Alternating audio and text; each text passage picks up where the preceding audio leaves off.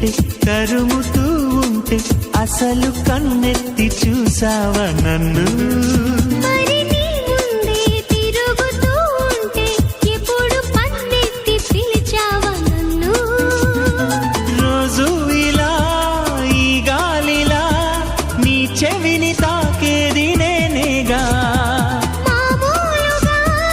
మాట్లాడక ఈ గాలి గోలేంటి చిత్రంగా కలుసుకో త్వరగా కలలు నిజమవగా కళ్ళలో చేర